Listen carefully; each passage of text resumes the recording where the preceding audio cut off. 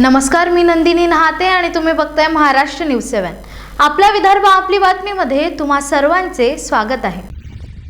विद्यार्थीच्या उपस्थितीत शाळा सुरू करणार त्याच्या आधी सॅनिटायझरची फवारणी करण्यात राज्य सरकारने शाळेची नियमावली जरी करताच शाळाने काटेकोर पद्धतीने काम सुरू केलंय। 50% विद्यार्थ्यांच्या उपस्थितीत शाळा सुरू करणार त्याच्या आधी सॅनिटायझरची फवारणी करण्यात येणार आहे। तसेच एका बेंचवर एक विद्यार्थी अशी बसायची व्यवस्था करण्यात आली आहे। राज्य सरकारच्या सर्व आता आणि नियम पाळून 23 नोव्हेंबर पासून शाळा सुरू करण्यात येणार आहे। मुख्यतः इथे जेव्हा विद्यार्थी येतील त्यावेळेला इथली व्यवस्था चांगली राहील, स्वच्छता व्यवस्थित राहील याची रचना केली आहे। सर्व वर्गांची सॅनिटायझेशन करून घेतलं आहे, प्रयोगशाळांचं सॅनिटायझेशन करून घेतलेलं आहे। दारातनं आतमध्ये येतानाच टेम्परेचर गननी त्याचं टेम्परेचर तपासलं जाईल। आतमध्ये आल्यानंतर ऑक्सिमीटरनी त्याचं ऑक्सिजन लेवल पण तपासली जाईल, जेणेकरून कोणी बाधित आतमध्येच येणार नाही याची काळजी घेतली आहे। तरीसुद्धा काही वेळेला असं असू शकतं की लक्षणं नसलेली मुलं पण करोना बाधित अशी येऊ शकतात। त्यामुळे थोडंसं जरी लक्षण असं वाटलं तरी शाळेमध्ये पाठवू नका असं आम्ही पालकांना सांगितलेलं आहे। त्यामुळे शाळा म्हणून ज्या काही सगळ्या गोष्टींची काळजी घ्यायला पाहिजे ती सगळी घेतलेली आहे। बेसिन, स्वच्छतागृह यांची वारंवार स्वच्छता करणं, बॅच बदलली की लगेच वर्गाची आणि प्रयोगशाळांची स्वच्छता करणं, ही सगळी रचना इथं बसवलेली आहे। अगदी बेसिनमधले नळांना सुद्धा हात लावायला लागणार नाही, पेडल ऑपरेटेड नळ वगैरे असे बसवून घेतलेले आहेत। सॅनिटायझर्स वेगवेगळ्या ठिकाणी हे ठेवलेले आहेत। आज एक पालक म्हणून आज जशी आपण घरामध्ये पूर्णपणे काळजी घेतो, आज घरातल्या वृद्ध माणसांची, मुलांची, आपली स्वतःची, आज नोकरी व्यवसाय करत असताना सुद्धा आपण ह्या सर्व काळजी घेतो, त्याच पद्धतीने हे पडलेलं सकारात्मक पाऊल आहे। आज जर मुलांना पण स्वतःची काळजी घेण्याची सवय लागलेली आहे, या सवयीतनं शाळा सुरू होत असेल तर हा एक सकारात्मक पाऊल पडेल। आज 9वी 10वीसाठी सरकारने ओपन केलं आहे, उद्या ते 7वी 8वी आणि अगोदरच्या वर्गांसाठी पण होईल आणि मुलांचं वर्ष वाया जाणार नाही। आज फक्त ऑनलाईन शिक्षण ही एक गोष्ट आहे, पण ऑनलाईन सोडून जे बाकीच्या शिक्षणासाठी आपण शाळेत येतो ते कुठंच कवर होत नाही आहे। सगळ्यांचाच इंटरनेट आणि सगळ्यांचा स्पीड आणि त्याचं फोकस एवढ्या सर्व गोष्टी व्यवस्थित होतातच असं नाही आहे। पण आज जर शाळा सुरू झाली, आठवड्यातून 2 दिवस किंवा 3 दिवस जे काही 2-3 तास मिळतील त्या गोष्टींमध्ये खूप गोष्टी कवर होतील आणि आज हा सायकॉलॉजिकल जो प्रकार आहे, मुलांचा जो प्रॉब्लेम क्रिएट होऊ शकतो तो ह्या पद्धतीने पाऊल टाकल्यामुळे सॉल्व्ह होईल। ठीक आहे। कसं वाटतं शाळा सुरू झाली एवढ्या दिवसांनी? हो, बरं वाटतं। खूप मला मजा येणार आहे, म्हणजे 4 तासासाठी असेल तरीही। एवढे दिवस कसे गेले करोनाचे आणि ऑनलाईन स्टडीज कशी होती तुझी? हो, ते ऑनलाईन शिकवणं चांगलं झालं, पण दिवस खरं बोरिंग होते, सगळ्यांचं तशीच परिस्थिती आहे। माजी ऊर्जा मंत्री चंद्रशेखर बावनकुळे यांनी नागपूर येथे पत्रकार परिषदेत वीज बिल माफ करण्यात यावी अशी विनंती राज्य सरकारला केली आहे। 100 युनिट वापरलेल्या ग्राहकांचे बिल पूर्णतः माफ झाले पाहिजे अशी घोषणा राज्य सरकारने केली होती, मात्र अजूनही त्यावर कुठलाही निर्णय घेण्यात आला नाही अशी माहिती बावनकुळे यांनी दिली आहे। तसेच येत्या सोमवारी राज्यभरात भाजप तर्फे आजपर्यंत असे आंदोलन झाले नसेल तसे तीव्र आंदोलन करण्यात येईल असा इशाराही या पत्रकार परिषदेत दिला आहे। जवळपास 1 कोटी आर्थिक दुर्बल व मध्यमवर्गीय ग्राहकांचे घरगुती बिल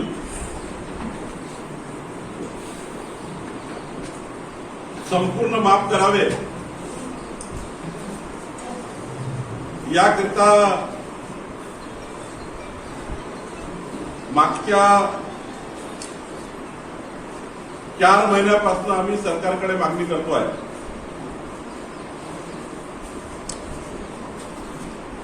महाराष्ट्र सरकारने मार्चच्या बजेट अधिवेशनात जाहीर केलं, श्री अरविंदजी केजरीवाल यांच्या दिल्ली सरकारप्रमाणे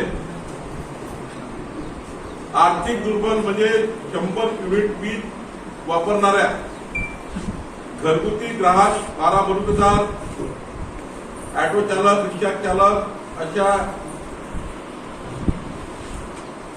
ग्राहकाकरता 5 वर्ष 100 युनिट प्रति महिना इतकं वीज बिल माफ करू अशी घोषणा केली। घोषणा केली, पण 11 महिने होऊनही अंमलबजावणी झाली नाही. मग महाराष्ट्र सरकारने पुन्हा जाहीर केलं, कोरोनाच्या संक्रमणामध्ये मार्च, एप्रिल, मे, जून या 4 महिन्यात आर्थिक दुर्बल आणि मागासवर्गीय आणि मध्यमवर्गीय म्हणजे 0 ते 100, 100 ते 300 या 2 कॅटेगरीला आम्ही सवलत देऊ.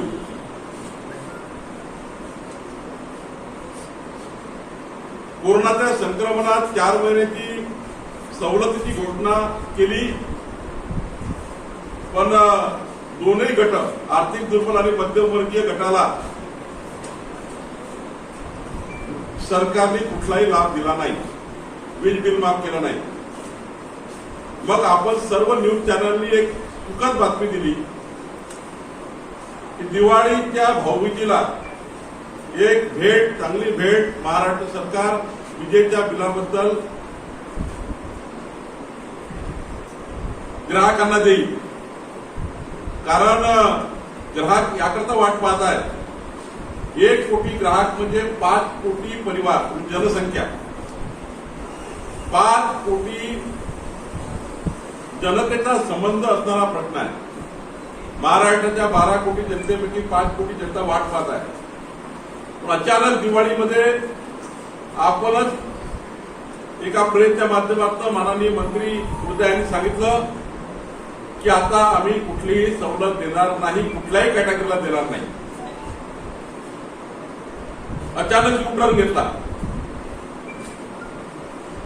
आता ट्विटमध्ये सांगितलं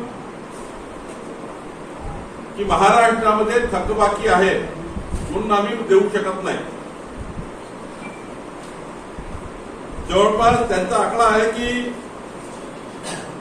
आजच्या डेटला 59,149 कोटी इतकी थकबाकी महावितरण कंपनीवर आहे. आणि ट्विटमध्ये असे सांगितलं की याची चौकशी केली गेली पाहिजे. आज आम्ही 2 बाबीवर या ठिकाणी आलो आहे. एक की जेव्हा सरकार भाजपचं आलं तेव्हा 16,525 कोटीची थकबाकी मार्च 2015ला मागच्या सरकारच्या काळातली होती.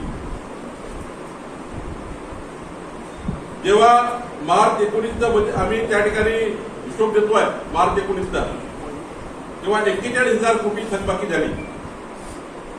आता यामधली मोठी थकबाकी कुठली आहे तर 41,000 कोटी मधली मोठी थकबाकी आहे 30,000 कोटी, 30,960 कोटी अॅग्रिकल्चर. म्हणजे 41,000 कोटीपैकी 30,000 कोटी शेतकऱ्यांना 5 वर्ष, 45 लाख शेतकऱ्यांना 5 वर्ष विजेचं संपूर्ण पुरवठा करूनही एकही पैसा शेतकऱ्याकडनं वसूल केला नाही. कारण शेतकरी अडचणीमध्ये होता. एकही लाईनमन शेतकऱ्याच्या शेतात वीज कनेक्शन कापायला गेलं नाही म्हणून 30,000 कोटी झाले. जर या सरकारला असं वाटतं की महाराष्ट्र सरकारने शेतकऱ्यांना वीज फुकट देऊन चूक केली तर नक्कीच आमची चूक झाली आहे. दुसरे जे 8,000 कोटी आहे मागच्या सरकारच्या थकीत, ते आहे मध्यमवर्गीय आर्थिक दुर्बल परिवारांचे. माझ्याकडे स्टेटमेंट वन पाठवतो आहे, संपूर्ण राज्याचा आजचा गोषवारा पाठवतो आहे. आता मध्यमवर्गीय आर्थिक दुर्बल घरमालकांना यांच्याकडनं वसूल का केले नाही? अनेक वेळा पुराणी आली, अनेक वेळा अडचणी आल्या. पश्चिम विदर्भात, पश्चिम महाराष्ट्रामध्ये मोठ्या प्रमाणावर त्या ठिकाणी पुराणी आली. त्या काळामध्ये अनेक ठिकाणी दुष्काळ पडला आणि आपण असं म्हटलं की बाबा मध्यमवर्गीय आर्थिक दुर्बल ते डिस्कनेक्ट करू नका, थकबाकी झाली चालेल, आपण त्यानंतर हप्ते पडून देऊ. पण आम्ही थकबाकी झाली पण कोणाचंही डिस्कनेक्शन केलं नाही आणि म्हणून हा आकडा आपल्याला दिसतोय. आता नवीन सरकारने किती थकबाकी केली? 11 महिन्यात 19,768 कोटी. 11 महिन्यात 19,768 कोटी थकबाकी काय झाली? तर त्याचं तेच आहे की शेतकऱ्यांचं कनेक्ट त्यांनी त्या ठिकाणी वसुली रसन केली, कोरोनाच्या संक्रमणात वसुली नसून झाली हे ठीक आहे, पण मुद्दा काय आहे? आता मुद्दा काय डायव्हर्ट करताय? 3 मुद्दे डायव्हर्ट करताय. तुम्ही 3 घोषणा केल्या, त्या फसव्या निघाल्या, म्हणून आता 3 मुद्द्यावर आले. पहिल्या मुद्द्यावर आलं, केंद्र सरकार आम्हाला मदत करत नाही. ही कंपनी महाराष्ट्र सरकारची आहे, ही कंपनी केंद्र सरकारची नाही. महाराष्ट्र सरकारच्या कंपनीमध्ये जेव्हा आमचं सरकार आम्ही दिलं यांना, तेव्हा 41,000 कोटी थकबाकी राहूनही 3ही कंपन्या प्रॉफिटमध्ये होत्या. त्यांनी बॅलन्स शीट सादर कराव्या. म्हणजे जे सरकार 5 वर्ष शेतकऱ्यांना वीज बिल फुकट देऊनही मध्यमवर्गीय आर्थिक दुर्बलांची वसुली न करता 41,000 कोटी थकीत ठेवूनही जी कंपनी सरकार प्रॉफिटमध्ये ठेवतं, आणि आता सांगतात हे जे कंपनी प्रॉफिटमध्ये होती ती कंपनी लॉसमध्ये आली 11 महिन्यामध्ये, आणि याचं कारण सांगता आम्ही वीज बिलाची माफी देऊ शकत नाही. हे सपशेल खोटं आहे. महाराष्ट्र सरकारची कंपनी आहे. महाराष्ट्र सरकारने तातडीने 5,000 कोटी रुपये, 5,000 कोटीच्या वर लागत नाही आहे, माझ्याकडे आकडा आहे, 3,000 कोटी रुपये लागतात आहे महाराष्ट्राला संपूर्ण, आणि 2,000 कोटी मुंबईला लागतील. बेस्ट रिलायन्स आणि टाटा, म्हणजे अडाणी, टाटा आणि बेस्ट आणि महावितरण या 4ही कंपन्यांनी मिळून जर आपण संपूर्ण बिल स्क्रॅप करायचे असेल तर 5,000 कोटी रुपयाच्या वर लागत नाही. आणि हे 5,000 कोटी कोणी द्यावे लागतं? तर कंपनी कधीच उभी करू शकत नाही. हे पैसे महाराष्ट्र सरकारने कंपनीला द्यावे लागतात. यापूर्वी 25 उदाहरणं असे महाराष्ट्रात आहे. जेव्हा वीज बिलाची माफी आपण करतो तेव्हा महाराष्ट्र सरकार हे वीज बिलाच्या माफीपोटी कंपनीला अनुदान देतं, आणि कंपनी हे अनुदान पास ऑन करतं आणि बिल स्क्रॅप करतं. आणि त्यामुळं 5,000 कोटी रुपयाचा वर हा खर्च नाही आहे. आणि म्हणून मी या ठिकाणी आपल्याला हेच सांगेल की झाला प्रश्न कामाचा, कंपनी कशी प्रॉफिटमध्ये आम्ही नेली याचा गोषवारा मी दिलाय. यामध्ये 6 लाख वीज कनेक्शन आम्ही दिले मागच्या सरकारमध्ये, म्हणजे 2005 ते 2015. माझा एकदम मी जे सांगेल ते टेक्निकल आणि अॅक्युरेट सांगेल. 2005 ते 2015 या काळामध्ये मराठवाडा आणि विदर्भाच्या 5 लाख शेतकऱ्यांचे पैसे डिमांड भरूनही शेतकऱ्यांना वीज कनेक्शन मागच्या सरकारने दिले नव्हते. माननीय देवेंद्र फडणवीसजी सरकार आल्यानंतर, यांचं सरकार आल्याबरोबर पहिला आदेश कुठला काढला असेल तर विदर्भ मराठवाड्यामध्ये जे 5 लाख शेतकऱ्यांचा वीज कनेक्शनचा अनुच्छेद होता तो अनुच्छेद तात्काळ भरा. सुधीर मुनगंटीवारजी फायनान्स मिनिस्टर होते, त्यांनी तात्काळ पैसे दिले. आणि मला अभिमान आहे 2005 ते 15 ज्या सरकारने विदर्भ मराठवाडा अन्याय केला होता, आमच्या सरकारच्या काळात 5 लाख शेतकऱ्यांना वीज कनेक्शन पूर्ण झाले.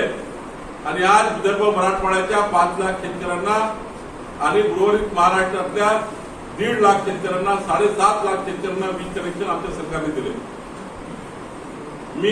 मला अभिमान आहे की शेतकऱ्याच्या विजेच्या कनेक्शन करता मागच्या 2005 ते 2015चं सरकार 20,912 MUS इतकं फक्त वीज वितरण करत होतं. पण आमच्या सरकारमध्ये 32,669 म्हणजे 10,000 12,000 त्या ठिकाणी MU जास्तीची वीज शेतकऱ्याला आम्ही दिली. म्हणजे 20,000 फक्त आपण देत होतो, आम्ही 32,000 दिलं. आणि म्हणून 30,000 कोटी शेतकऱ्याकडे थकीत झाले. चौकशी करा लवकर, 1 महिन्यात चौकशी करा, रिपोर्ट सादर करा. आमचा त्यांना आव्हान आहे चौकशीचं. आज चौकशीचं ट्विट केलं आहे त्यांनी. खऱ्या अर्थाने मागच्या सरकारच्या काळामध्ये एखाद्या शेतकऱ्याने विजेचे पैसे भरले नाही तर ट्रान्सफॉर्मरनं 25 शेतकऱ्यांची वीज कापून टाकायचे. सर्व लोक पैसे भरा, त्याशिवाय ट्रान्सफॉर्मर लावणार नाही. 5 वर्षामध्ये एक उदाहरण दाखवा महाराष्ट्रामध्ये. या सरकारला खुलं आव्हान आहे, एक तरी शेतकऱ्याचं वीज कनेक्शन कधी कापलं का? एक शेतकऱ्याचं वीज कनेक्शन आम्ही कापलं नाही. या ठिकाणी मी सांगितलं, महावितरण, ट्रान्सको आणि डिस्कॉम आणि जनको, ट्रान्सको, डिस्कॉम या तिन्ही कंपन्या प्रॉफिटमध्ये आल्या. बॅलन्स शीट, तिन्ही कंपन्याचा बॅलन्स शीट आमच्या सरकारच्या. तुमच्या काळात तोट्यामध्ये होत्या, आमच्या काळातल्या बॅलन्स शीट प्रॉफिटमध्ये आहे. 41,000 कोटी थकबाकी राहू नये. आणि सर्वात महत्वाचं 22 सप्टेंबर 2018चा दिवस काढा, महाराष्ट्राच्या इतिहासामध्ये नोंद आहे. ही नोंद आताही आहे की महाराष्ट्र सरकारने 24,963 मेगावॅट विजेचं पारेषण आणि वितरण देशाच्या इतिहासामध्ये कधीही झालं नाही. म्हणजे जवळपास 25,000 मेगावॅटचं पारेषण आणि वितरण जेव्हा करतं तेव्हा कुठली तरी ग्रीड फेल होण्याचा संभव असतो किंवा कुठलं तरी ट्रान्सफॉर्मर फेल होण्याचा संभव असतं. 25,000 मेगावॅटचं ट्रान्समिशन करूनही महाराष्ट्रातलं एकही ट्रान्सफॉर्मर फेल होऊ दिलं नाही. ते मागच्या सरकारच्या काळातलं अत्यंत महत्वाचं अधोरेखित झालेलं मोठं काम आहे.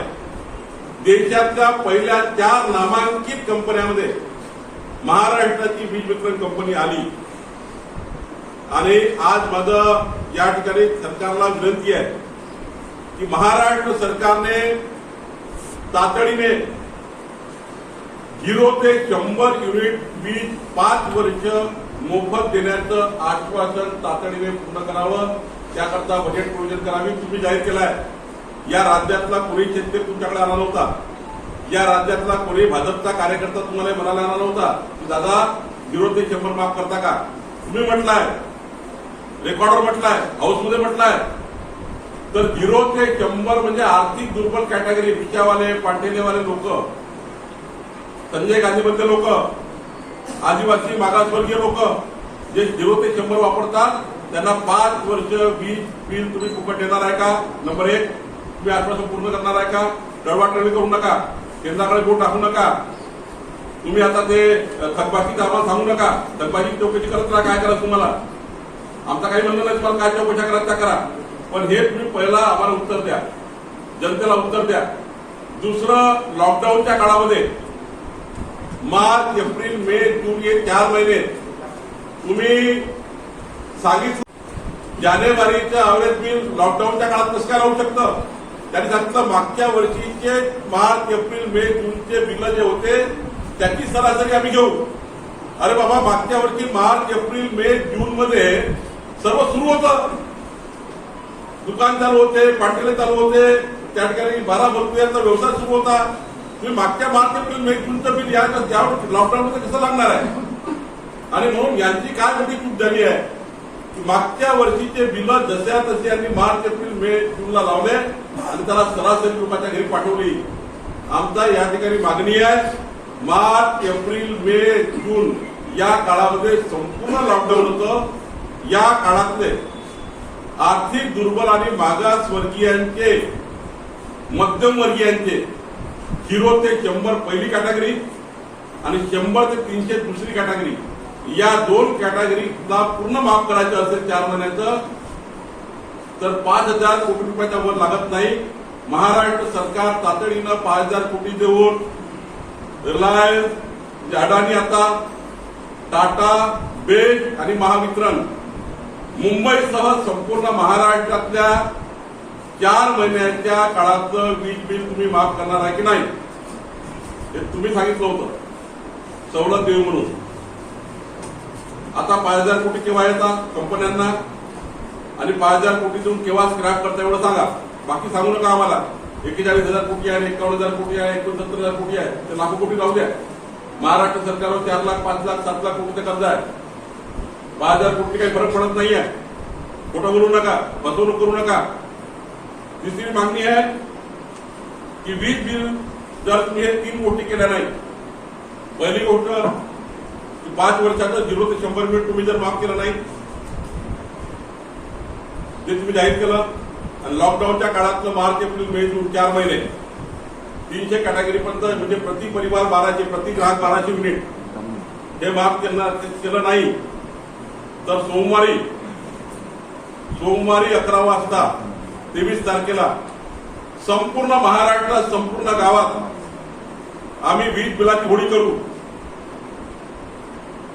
होळी करू आणि आज आम्ही इशारा देतोय महावितरण कंपनीच्या सर्व लोकांना, या सरकारला 1 कोटी ग्राहकाचे तुम्ही डिस्कनेक्शनचे SMS पाठवले आहेत. लोकांकडे SMS आहे, डिस्कनेक्ट करण्याचे तुम्ही आदेश काढले आहेत. एक जरी घर मालकाचं डिस्कनेक्ट केलं तरी भारतीय जनता पार्टी त्या ठिकाणी संघर्ष करेल. एकही व्यक्तीचं आम्ही डिस्कनेक्शन करू देणार नाही. पार्टी त्या ठिकाणी उभी राहील आणि लोकांचं आम्ही डिस्कनेक्शन होऊ देणार नाही. ही इशारा देण्याकरता आजची मी पत्रकार परिषद घेतलेली आहे. अमरावती विभाग शिक्षक मतदार संघाचे महाविकास आघाडीचे उमेदवार व विद्यमान आमदार श्रीकांत देशपांडे यांनी काल अमरावतीत हनुमान व्यायाम प्रसारक मंडळात सभा घेतली होती.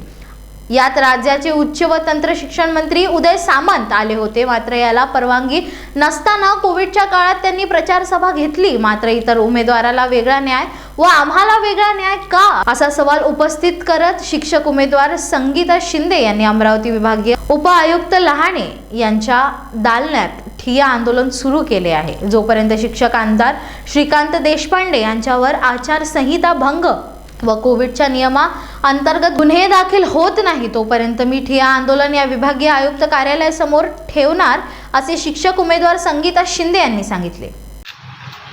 976563 मोबाईल ठेवून द्या.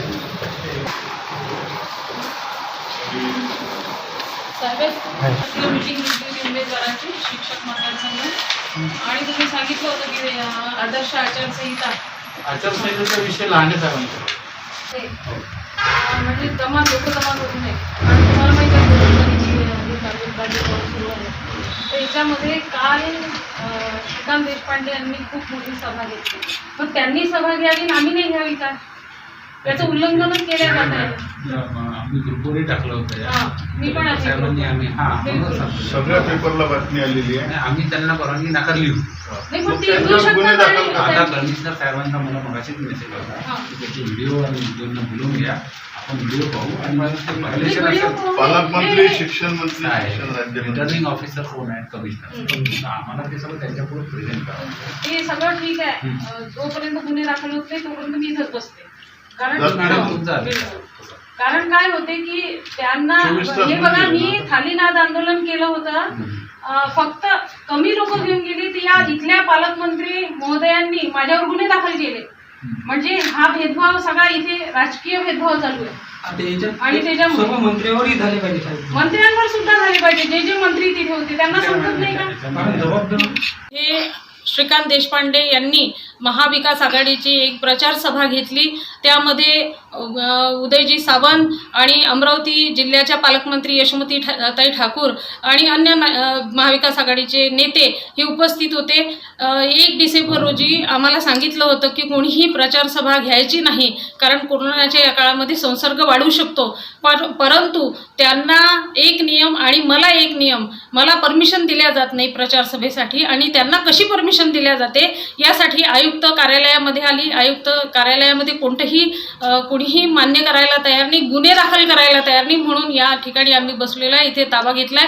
जोपर्यंत माझी मागणी पूर्ण होत नाही, या लोकांवर गुन्हे दाखल होत नाही, तोपर्यंत मी इथेच बसणार आहे. या राज्यात शिवसेना, काँग्रेस, राष्ट्रवादी काँग्रेस या 3 पक्षाचे मिळून सरकार सत्तेवर आले आहे. मात्र या सरकारमध्ये काँग्रेस पक्षाला महाविकास आघाडी सरकारमध्ये कुठलीच इज्जत मिळत नाहीये. काँग्रेसला अगोदर निवडणुकीच्या माध्यमातून जनतेने झिडकारले आहे.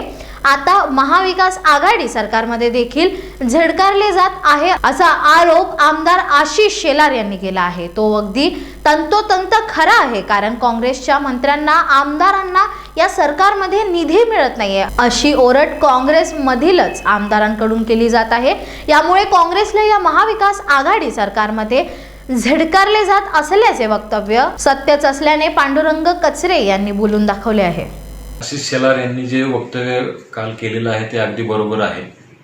काँग्रेसला जसं जनतेने झिडकारलेलं आहे तसंच आज महाविकास आघाडीमध्ये सुद्धा झिडकारलं जाते आहे. आज वीज बिलाच्या संदर्भात आपण डॉक्टर राऊत यांचं विधान बघितलं असलं तर 100 युनिटपर्यंत वीज मोफत देण्याचे केलेले सुतोवाच त्यांनी काल माघारी घेतलेला आहे. त्यांना त्यांच्या काँग्रेसमध्ये असणाऱ्या मंत्र्यांना निधी उपलब्ध करून दिला जात नसल्यामुळे त्या ठिकाणी यांना आपलं मत त्या ठिकाणी बदलावं लागलेलं आहे. हे सरकार सर्वच ठिकाणी सर्वच आघाड्यांवर अपयशी ठरत आहे. शेतकऱ्यांच्या बाबतीत तर ते पूर्णपणे अपयशी ठरलेलं आहे. त्यामुळं ह्या सरकारमध्ये आपापसात मेळ नाही.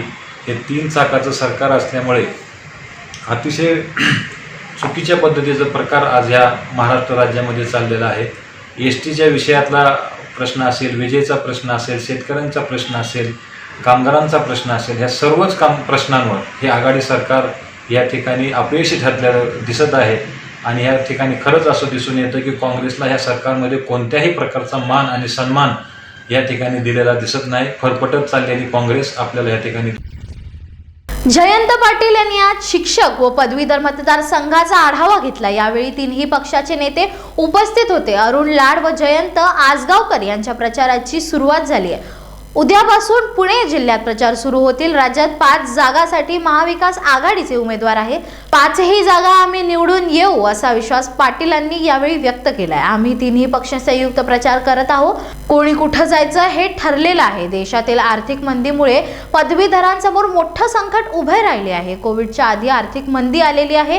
त्यामुळे यातून पदवीधरांना बाहेर काढणे गरजेचे आहे. आमचं सरकार ते करेल. माझं आव्हान आहे की भारतीय जनता पक्षाच्या अशा विधानाला आपण गांभीर्याने घेऊ नका.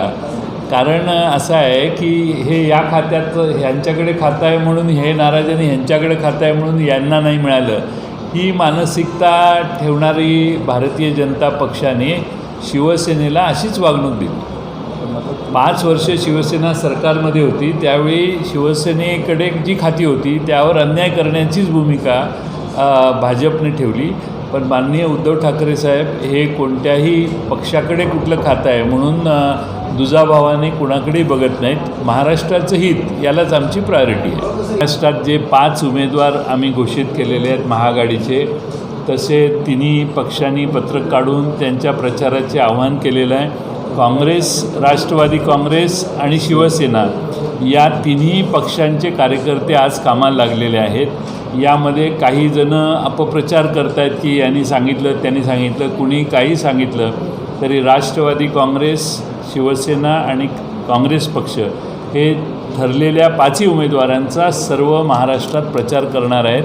आणि त्यासाठी तुम्हा सर्वांची देखील आम्हाला साथ मिळावी. कारण हा मतदारसंघ फार मोठा आहे. शिक्षकांना सगळ्या भेटायचं, पदवीधरांना भेटायचं एका उमेदवाराला शक्य नाही.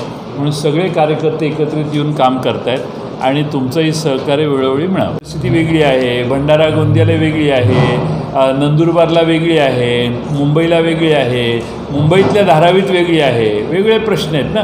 तर ते आपण सगळ्या कोविडशी डील करताना प्रत्येक महापालिका प्रत्येक जिल्ह्यात वेगळ्या स्ट्रॅटेजीज करायला मुभा दिलेली आहे. त्याप्रमाणे ते करत आहेत.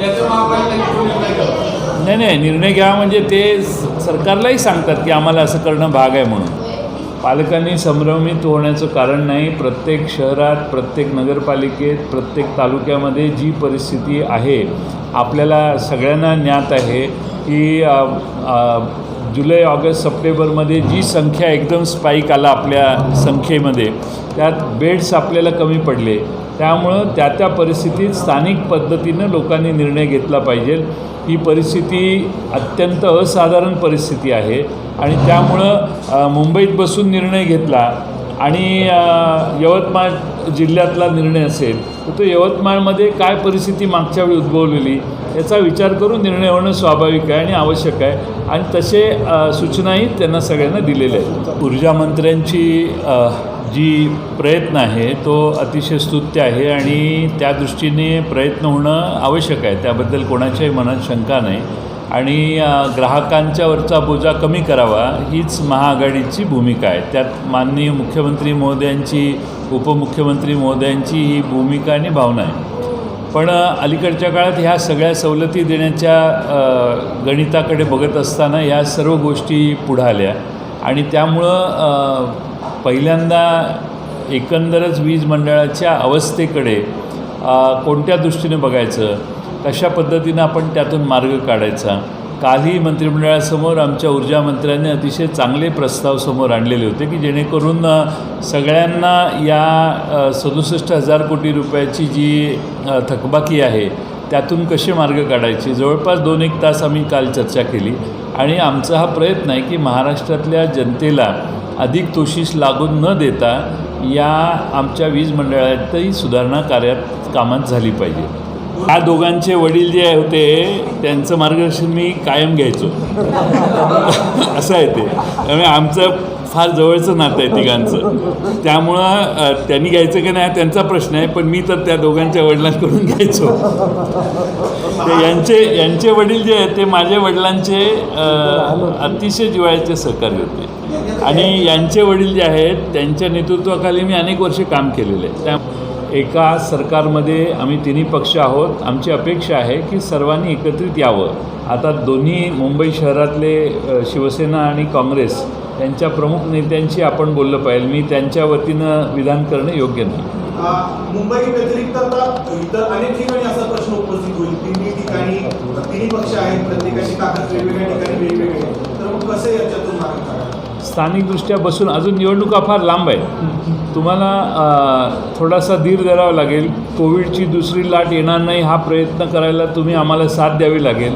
मग निवडणुकीचा दिवस वेळेवर जे ठरले त्या दिवशी येईल. त्यावेळी आमचे तिन्ही आघाडीचे जे पक्ष आहेत ते आपल्याला याचं स्पष्टपणाने उत्तर देतील. आता मी काय म्हणतो, हे काय म्हणतात, हे काय म्हणतात, त्याला आज महत्त्व नाही. निवडणुका फार लांब आहे. असं आहे की ज्यांचा पराभव होणार आहे त्यांनी आधीपासून तयारी करून प्रयत्न केला तर आपण ते ऑब्जेक्शन घेणं बरोबर आहे का? भारतीय जनता पक्षाचा मुंबईमध्ये चितपट होणार आहे. त्यांना माहिती आहे त्यांची ताकद किती आहे, त्यामुळे ते प्रयत्न करत आहेत आणि देवेंद्र फडणवीसांनी तो प्रयत्न करणं याच्यात त्यांची काही चूक नाही. तर त्यांना त्यांचा पराभव समोर आहे. आत्तापासून उठाबशा काढल्या तर जरा जवळपास कुठेतरी जाईल, म्हणून त्यांना प्रयत्न करणं त्यांनी स्वाभाविक आहे आणि मी त्यांना त्या बाबतीत दोष देणार नाही आणि तुम्ही सारखं त्यांच्या त्या प्रयत्नाकडे लक्ष देऊ नका. पदवीधरांची सगळ्यात मोठी समस्या आहे की अलीकडच्या काळात देशाची अर्थव्यवस्था ठप्प झालेली आहे. देशातल्या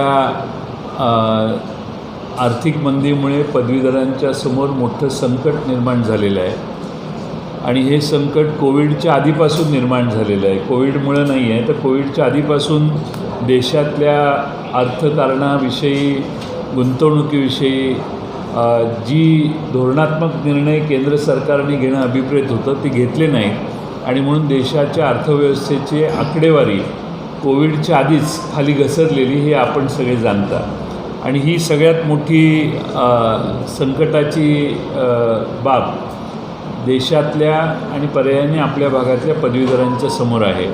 आपण पुणे भागातल्या उद्योगांना जरी विचारलं तरी कोविडच्या आधीच त्यांचं उत्पादन हे 30%, 40%, 50%वर खाली आलेलं होतं आणि अनेकांना ले ऑफ देण्याचं काम त्या काळातही सुरू झालेलं, म्हणजे मागच्या वर्षी ऑक्टोबर, नोव्हेंबर, डिसेंबरच्या काळात. त्यामुळे या सगळ्यातनं बाहेर काढण्यासाठी पदवीधरांना विश्वास निर्माण करून देणं आणि महाराष्ट्राच्या अर्थकारणात, गुंतवणुकीत अधिक सक्षमपणाने पदवीधरांना संधी उपलब्ध करून देणं हे काम आमचं महाराष्ट्रापुरतं महाराष्ट्र सरकार करू शकेल असा आम्हाला विश्वास आहे आणि हेच आम्ही पदवीधरांना सांगणार. नाही, देवेंद्र फडणवीसांच्या 5 वर्षाच्या काळात थकबाकी कशी वाढली ह्याची तरी माहिती घ्यायचा आम्हाला संधी द्या ना तुम्ही. हे महामंडळाच्या समोर जे वित्तीय प्रश्न तयार केले ते मागच्या 5 वर्षात तयार झाले, त्याचा जरा अभ्यास करू दे. आपल्याला सगळ्यातनं मार्ग काढायचाच आहे आणि महाआघाडी खंबीर आहे त्यात मार्ग काढायला. नाही, असं आहे की मुंबईमध्ये आपल्याला सुरुवातीपासून बघितलं प्रचंड मोठ्या प्रमाणात संख्या वाढली आणि मुंबई महापालिकेच्या आयुक्तांनी ही भूमिका घेतलेली आहे की पुन्हा ही संख्या वाढणार नाही म्हणून मर्यादितच लोकांचे संपर्क यावेत हा त्यांचा प्रयत्न आहे. त्यांनी मास्क पुन्हा कटाक्षाने घाला म्हणून आवाहन केलेलं आहे. आपल्याला थोडीशी काळजी घ्यावीच लागेल, नाहीतर दिल्लीमध्ये ज्या पद्धतीने संख्या वाढली ती परिणती मुंबईतही होऊ शकते त्याची आणि इतरही भागात होऊ शकते. सगळ्यांनीच पुढचे 15-20 दिवस, आता दिवाळीच्या नंतर दिवाळीचे बाजार किती फुललेले आपण बघितलं, त्याचा परिणाम काय होणार आहे हे आता 10-15 दिवसात आपल्या लक्षात येईल. एकंदर 2014 साली जेव्हा आघाडीचं सरकार होतं ते गेल्यानंतर मागच्या 5 वर्षात 67,000 कोटी रुपये हे महाराष्ट्राच्या वीज मंडळाचे थकलेले आहेत त्यांच्या ग्राहकांच्याकडून, विविध स्तरावरचे ग्राहक. आणि 67,000 कोटी रुपयाची थकबाकी असल्यामुळं महाराष्ट्राच्या वीज मंडळच संकटात आलेलं आहे. आज महाराष्ट्रात एका बाजूने वीज दर वाढीचं संकट सामान्य माणसावर आहे आणि दुसऱ्या बाजूने हे महाराष्ट्रातल्या जनतेला स्वातंत्र्यापासून आत्तापर्यंत सक्षमपणाने सेवा देणारी ही व्यवस्था ही देखील मागच्या 5 वर्षात भारतीय जनता पक्षाच्या काळात अतिशय संकटात ढकलण्याचं काम मागच्या 5 वर्षात झालं. आणि त्यामुळं माननीय मुख्यमंत्री महोदयांनी आदेश दिलेले आहेत की असं का झालं आणि कोणती कारण मीमांसा आहे ही तपासली पाहिजे. होत नाही म्हणून सगळे समनावा असताना ना माझा आघाडी सरकार निर्णय जाहीर नाही करते, फक्त बैठका करून विचार करून चर्चा करून.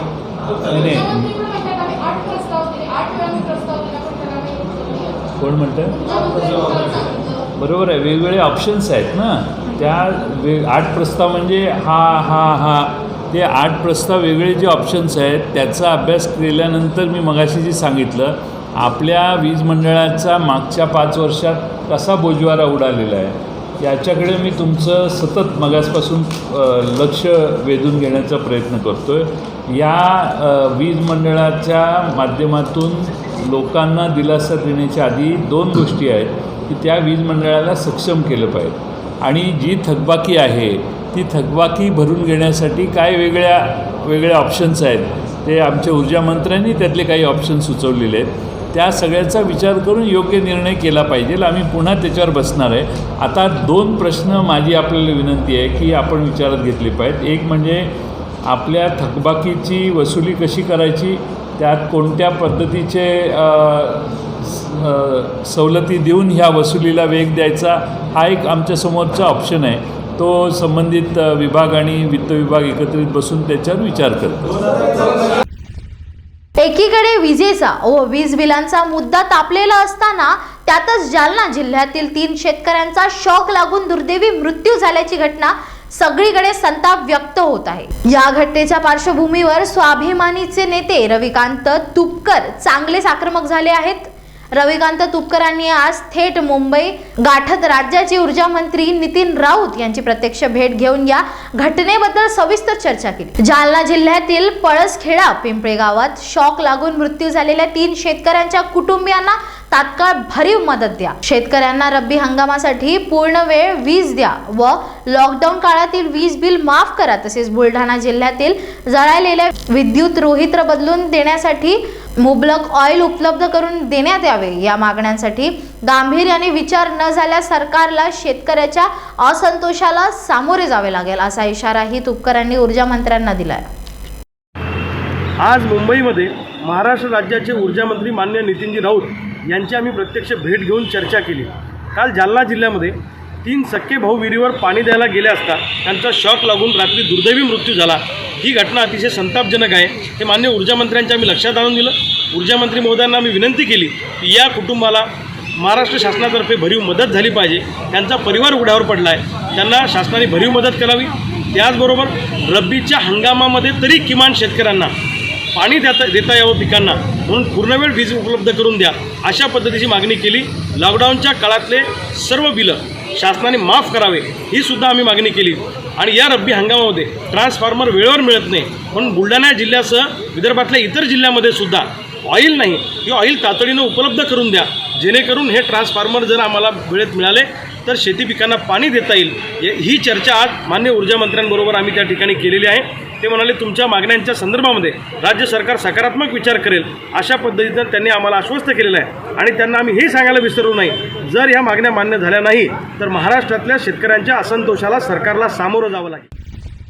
कोणाच्या पाठीत खंजीर खुपसणे म्हणजे हिंदुत्व नव्हे असे मत कृषी मंत्री दादा भुसेंनी आज व्यक्त केले. ते बुलढाण्यातील पत्रकार परिषदेत बोलत होते. अमरावती विभाग शिक्षक मतदारसंघाचे उमेदवार आमदार श्रीकांत देशपांडे यांच्या प्रचारासाठी ही पत्रकार परिषद आयोजित करण्यात आली होती. शिवसेना पक्ष हा हिंदुत्वापासून कधीच दूर गेला नाही. हिंदुत्व म्हणजे सर्वांना सोबत घेऊन जाणे, कोणाच्या पाठीत खंजीर खुपसणे म्हणजे हिंदुत्व नव्हे, असे मत कृषी मंत्री दादा भुसे यांनी आज व्यक्त केले. ते बुलढाण्यातील पत्रकार परिषदेत बोलत होते. यावेळी त्यांनी वीज बिल संदर्भात ही प्रतिक्रिया दिली. अमरावती विभाग शिक्षक मतदारसंघाचे उमेदवार आमदार श्रीकांत देशपांडे यांच्या प्रचारासाठी ही पत्रकार परिषद आयोजित करण्यात आली होती.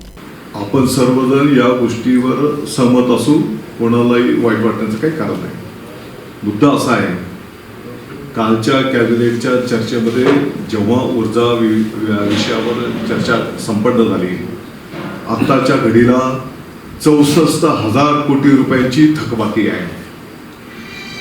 जिथपर्यंत आता आपण कृषी विभागाचा उल्लेख केला, त्यांनी जे काही डिटेल्स सादर केलेले आहेत त्याच्यामध्ये 40,000 कोटी रुपयाची कृषीची थकबाकी आहे असं त्यांनी निदर्शनास आणून दिलेलं आहे. हिंदुत्व हा विषय बोलण्याचा नसतो, प्रत्यक्ष कृतीमधनं ते वागून दाखवायचा असतो. शिवसेना प्रमुख माननीय बाळासाहेब ठाकरे साहेबांनी शिवसैनिकांना जी हिंदुत्वाचे शिक्षण दिलेलं आहे, जे शिकवण दिलेली आहे, त्याच्यामध्ये गोरगरिबांच्या पोटाचा विचार करा, जातीपातीच्या पलीकडे समाजसेवा करा, शिवसेनेचं हिंदुत्व कोणाच्या पाठीत खंजीर खुपसण्याचं काम करत नाही, ही आमची शिकला. देशपांडे साहेबांना निवडून दिल्याच्या नंतर शिक्षक बांधवांच्या पासून तर इतरही विकास कामांच्या संदर्भामध्ये त्यांनी सतत पाठपुरावा केला.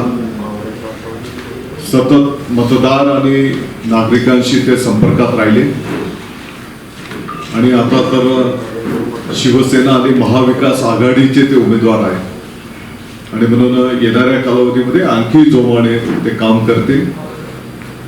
माझी सर्व मतदार बंधू आणि भगिनींना विनंती आहे की त्यांना आपण आशीर्वाद द्यावे आणि त्यांना प्रचंड मतांनी विजयी करावे. कल्याण डोंबिवलीकरांचा जिव्हाळ्याचा व प्रतिक्षेत्र असलेल्या पत्री पुलाचे काम युद्ध पातळीवर सुरू असून येत्या 20 व 21 तारखेला या पुलाचे गर्डर सरकवण्यात येणार आहेत. या कामासाठी रेल्वेकडून 2 दिवस 4 तासांचा मेगा ब्लॉक घेण्यात आला आहे. या दरम्यान लोकलने प्रवास करणाऱ्या चाकरमान्यांची रस्त्यावर उतरवली आहे. यामध्ये कल्याण ते डोंबिवलीसाठी 10 बस, विठ्ठलवाडी ते डोंबिवलीसाठी 5 बस, कल्याण ते बदलापूरसाठी 5 बस, कल्याण टिटवाळासाठी 5 बस अशा एकूण 40 बस रस्त्यावर साधारणतः 10 मिनिटाच्या अंतरावर प्रवाशांच्या सोयीसाठी धावणार आहे. पत्रीपूल गर्डर लॉन्चिंगसाठी रेल्वेने दिनांक 21 व 22 रोजी 4-4 तासाचे 2 मेगा ब्लॉक दिलेले आहेत.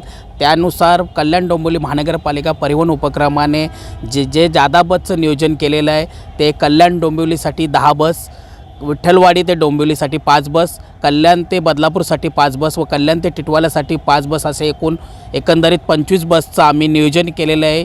जेणेकरून आणि 10 मिनिटाच्या अंतरावर सदर बस धावणार आहेत, जेणेकरून कोणत्याही नागरिकाला त्याचा त्रास होणार नाही आणि सेवा पूर्णपणे त्यांना म्हणजे त्याच्या सेवेमध्ये कोणत्याही प्रकारचा गैरसोय होणार नाही, याची पूर्ण दखल आम्ही परिवहन उपक्रम घेऊ. राज्य शासनाकडून मागील 8 महिन्यापासून बंद असलेल्या माध्यमिक शाळा सुरू करण्यास परवानगी देण्यात आली असून 23 नोव्हेंबरपासून शाळा सुरू होणार आहेत. मात्र तत्पूर्वी शाळेतील सर्व शिक्षकांना कोरोना टेस्टिंग करून घ्यावी लागणार आहे. सकाळी 9 ते संध्याकाळी 6 या वेळेत जास्तीत जास्त शिक्षकांची टेस्टिंग करता यावी यासाठी आरोग्य विभागाकडून रुक्मिणीबाई आणि शास्त्रीनगर रुग्णालयाबरोबरच आणखी 3 ठिकाणी कोरोना टेस्टिंग सेंटर सुरू करण्यात आले असून डोंबिवलीत आणखी 2 सेंटर सुरू केली जाणार असल्याचे साथ रोग प्रतिबंधक विभागाच्या डॉक्टर प्रतिभा पानपाटील यांनी सांगितले. चालू तर करा तुम्ही तोपर्यंत बरोबर ना.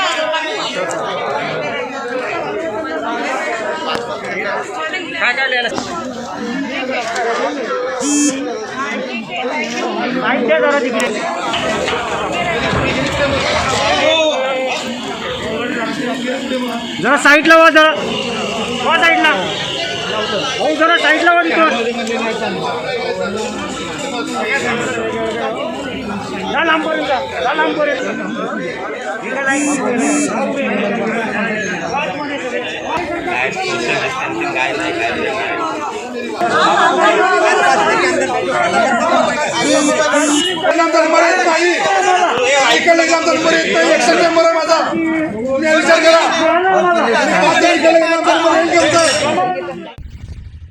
विजेचा शॉक लागून मृत्युमुखी पडलेल्या जालना जिल्ह्यातील पिंपळगाव पिंपळे गावाच्या 3 सख्या भावांच्या आई वडिलांना न्याय द्या या मागणीसाठी प्रहार संघटनेच्या कार्यकर्त्यांनी पिंपळगाव पिंपळे येथील पाण्याच्या टाकीवर चढून आंदोलन केले. मृत्युमुखी पडलेल्या मुलांच्या आई वडिलांना मदत जाहीर करा अन्यथा आत्मदहन करू असा इशारा आंदोलकांनी दिलाय. जोपर्यंत जाधव कुटुंबाला न्याय देणार नाही तोपर्यंत पाण्याच्या टाकीवरून खाली उतरणार नाही असा इशारा आंदोलकांनी दिलाय.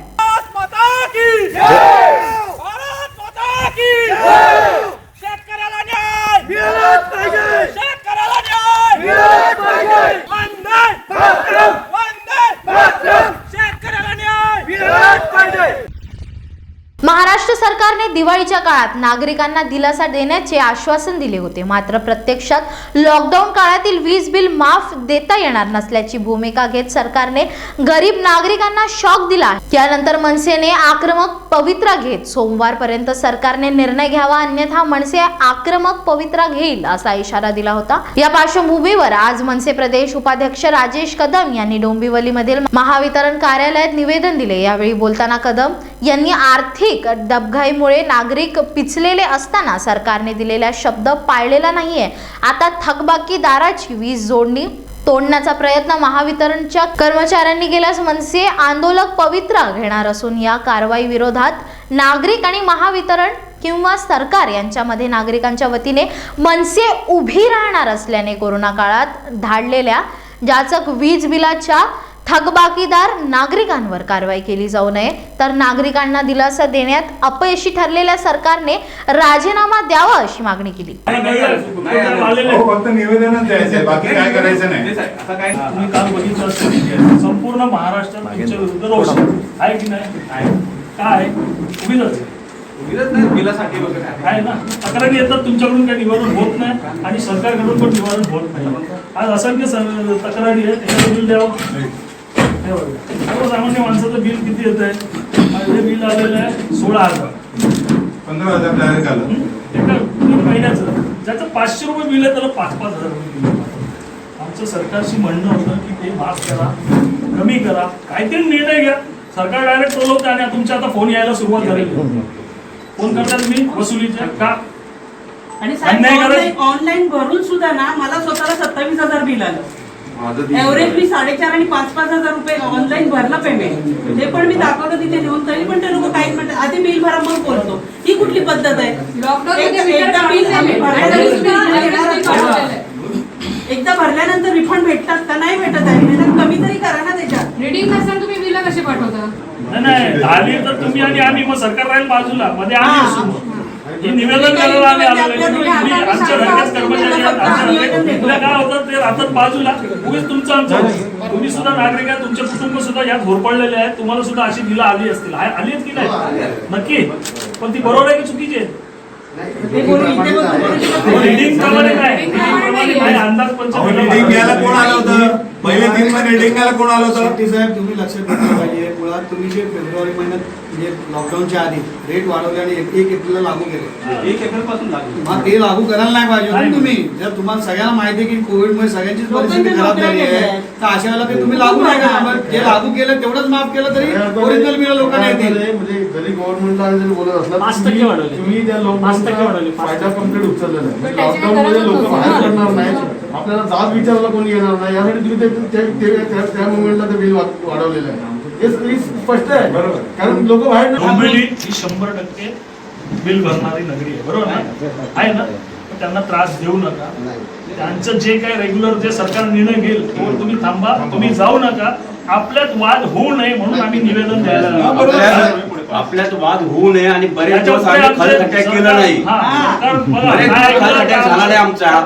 होरपळू नका ही विनंती करायला आम्ही आलेलो आहे. आपले कर्मचारी स्थानिक आहेत, सगळे इकडचे सामान्य नागरिकांना तुम्ही उभे पण नाही करत ते बिल घेऊन आले तर तुम्ही सांगा मला किती लोकांचे तुम्ही स्वतःहून कमी केले. आम्ही एक निवेदन देतो तुम्हाला.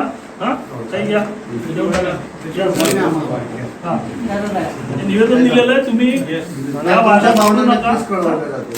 आपले डोंबिवली मनसे आणि तुमचे संबंध अगोदरपासून चांगले निर्माण सेनेचा वाढीव बिल रद्द झालंच पाहिजे. हे फक्त एक निवेदन दिलेलं आहे. आंदोलन आम्ही सांगितलेलं आहे सरकारला सोमवारपर्यंतचा कालावधी दिलेला आहे महाराष्ट्र नवनिर्माण सेना आणि सन्माननीय राजसाहेब यांच्या माध्यमातून, की सोमवारपर्यंत जो काय तो निर्णय घ्या. तुम्ही जो तुगलकी निर्णय घेतलेला आहे, अन्यायकारक वीज दरवाढ लादलेली आहे, अन्यथा मग मनसे त्याच्या पद्धतीने आंदोलन सुरू करेल. आज फक्त एवढंच निवेदन देण्यात आलेलं आहे की हा वाद आहे तो नागरिक आणि सरकारमधला आहे. सरकारने जे आश्वासन दिलं होतं की यामध्ये दिवाळीमध्ये आम्ही काहीतरी खुशखबर देऊ, परंतु खुशखबर दिली नाही. परंतु तुम्ही मोगलशाहीमध्ये जसं शेतसारा किंवा असा वसूल करण्यात यायचा, तसं या लोकांनी म्हणजे सरकारच्या लोकांनी आता वसुली सुरुवात केलेली आहे. तर आम्ही या कर्मचाऱ्यांना विनंती करायला आलो की वाद सरकार आणि नागरिकांमधला आहे. तुम्ही जेव्हा वीज कापायला जाल, या गरीब आणि शोषित नागरिकांवर तुम्ही जेव्हा अन्याय करायला जाल, तेव्हा त्याच्यामध्ये महाराष्ट्र सैनिक असतील. तुम्हीसुद्धा नागरिक आहात, कर्मचारी नंतर, प्रथम तुम्ही नागरिक आहात. तुमचे कुटुंबसुद्धा या अन्यायकारक वीज दरवाढीच्या विरोधात वीज दरवाढीमध्ये पेचलेली आहे. तर त्यांना तुम्ही त्यांची बाजू लक्षात घेता तुम्ही तसं करू नका. सरकारला कळवा की आमच्या कर्मचाऱ्यांना यामध्ये धोका होऊ शकतो. तर महाराष्ट्र नवनिर्माण सेना अशा वेळेला जेव्हा ते नागरिकांचं वीज मीटर कापायला जातील तेव्हा मनसे खंबीरपणे त्यामध्ये उभी असेल. म्हणून सरकारने जो काय तो निर्णय लवकरात लवकर घ्यावा, दिलेला शब्द पाळावा, अन्यथा आहेच सरकारमधून निघून जावं. महाराष्ट्रात 9वी ते 11वीचे वर्ग सुरू करण्याचा निर्णय शासनाने घेतला आहे. शाळा सुरू करत असताना स्थानिक प्रशासनाने योग्य ती खबरदारी घेऊनच शाळा सुरू करावी.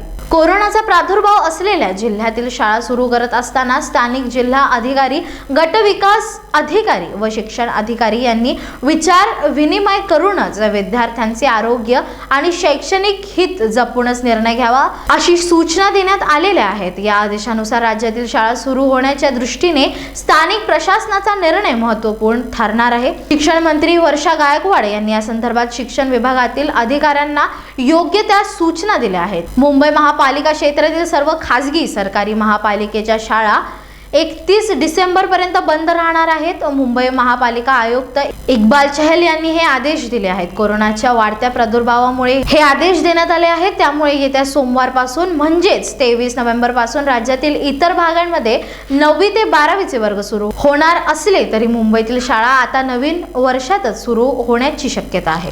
ॲक्च्युली शाळा सुरू होण्यासंदर्भातलं सर्क्युलर आलेलं आहे. तर त्याच्या अनुषंगाने त्या शाळांचे जे शिक्षक किंवा शिक्षकेतर स्टाफ आहे यांची जबाबदारी टेस्टिंगची स्थानिक प्रशासनावर टाकलेली आहे. तर त्याच्या अनुषंगाने महापालिकेतर्फे सध्या तरी 5 आम्ही टेस्टिंग सेंटर उभारलेले आहेत. म्हणजे आपलं जे रुटीन टेस्टिंग सेंटर होतं शास्त्रीनगर हॉस्पिटल आणि रुक्मिणीबाई हॉस्पिटल, इथे तर आपण RT-PCR टेस्टिंग करतच आहोत. त्या व्यतिरिक्त आपण साई निर्वाणा जे शहाडचं साई निर्वाणा आहे तिथे एक्स्ट्रा टेस्टिंग सेंटर आपण उभारलं आहे. त्याच्यानंतर वसंत व्हॅली कोविड सेंटरमध्ये आपण टेस्टिंग सेंटर उभारले आणि डोंबिवलीला विद्यानिकेतन स्कूलमध्ये आपण टेस्टिंग सेंटर उभारले आणि उद्यापासून डोंबिवलीला अजून 2 टेस्टिंग सेंटर आपण चालू करतो शाळेमध्ये. त्याच्या संदर्भात मी लवकरच सांगेन. थोडंसं आमच्याकडे मॅनपॉवर म्हणजे लॅब टेक्निशियन पण कमी असल्यामुळे आम्हाला तेवढ्या प्रमाणात टेस्टिंग सेंटर सध्या उभारण्यात म्हणजे प्रॉब्लम येतो है, तो आम्ही आता सॉल्व करतो. कि जहाँ तक स्कूल खोलने की बात की तो महाराष्ट्र सरकार ने ये निर्णय लिया था कि 23 तारीख से हम स्कूल जो है वो ओपन करने वाले हैं. लेकिन हर जगह की परिस्थितियाँ अलग होने की वजह से हमने ये निर्णय लिया था कि वहाँ की जो लोकल अथॉरिटी है, जैसे स्थानीय प्रशासन है जिसमें कलेक्टर है, वहाँ की जिला परिषद के CEO है और वहाँ के जो नगर पालिका के CEO या आयुक्त है, इन्होंने इसका निर्णय लेना है.